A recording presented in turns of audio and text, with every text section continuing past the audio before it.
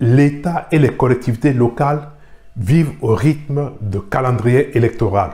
Si les premières années des mandatures sont fastes, l'approche des élections ralentit considérablement la cadence d'achat des organismes publics. Tenir compte du rythme électoral pour établir vos prévisions commerciales est devenu un outil de marketing.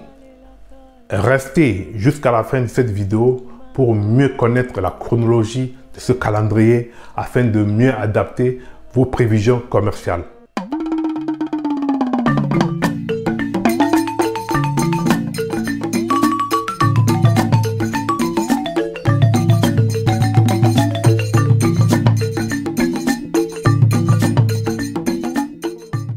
Bonjour et bienvenue sur ma chaîne.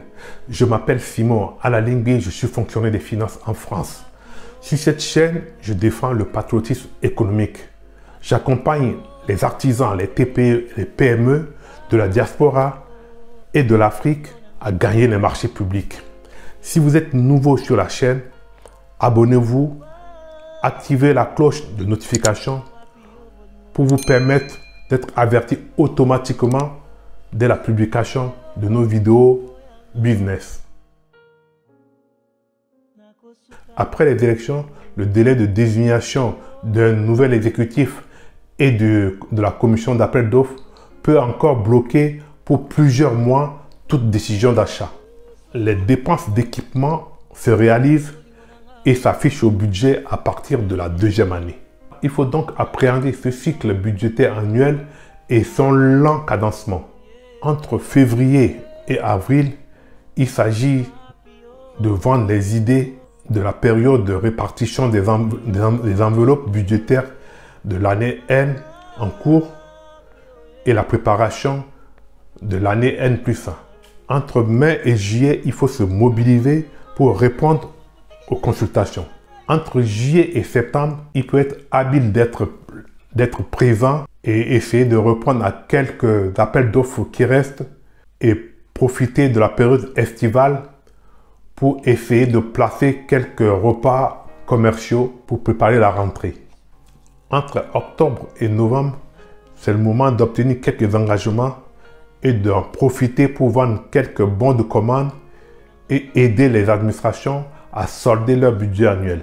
Entre décembre de l'année N et janvier N+1, il est tôt d'espérer un engagement.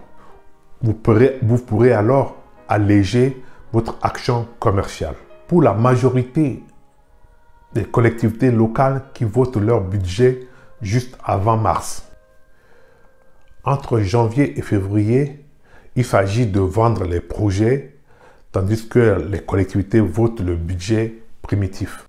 C'est véritablement entre mars et mai qu'il faut répondre aux consultations dès l'approbation du budget. Entre juin et juillet, c'est la période où les collectivités votent le compte administratif. Il peut y avoir de nouvelles affectations de ressources dans le cadre du budget supplémentaire. Et c'est aussi une occasion de leur proposer de nouvelles idées de dépenses. Entre septembre et octobre, de nouvelles consultations peuvent être lancées dans le cadre des décisions modificatives. Enfin, entre novembre et décembre, il faut profiter des derniers engagements de fin d'année pour placer quelques bons de commande qui viendront impacter l'année N, même s'ils sont exécutés en année N+1. Nous arrivons à la fin de cette vidéo de présentation du cycle budgétaire lié au calendrier électoral. Qu'est-ce qu'il faut retenir? Rester plus ou moins en contact avec les services des achats et marchés publics. Entre mars et juillet, se mobiliser pour répondre aux différentes consultations lancées après le vote du budget. Avant l'été, surveiller le vote probable du budget supplémentaire. Et entre septembre et octobre, il peut y avoir des décisions modificatives. Tu es auto-entrepreneur, TPE ou PME dans le bâtiment ou de la rénovation, des services ou des fournitures et vous n'arrivez pas à gagner votre premier marché, vous dites que c'est très compliqué, dans les marchés publics, qu'il y a trop de paperasse, prenez contact avec moi. Je peux vous aider, vous accompagner à gagner votre premier marché. Vous trouverez mes coordonnées dans la description, ma page Facebook, mon site internet.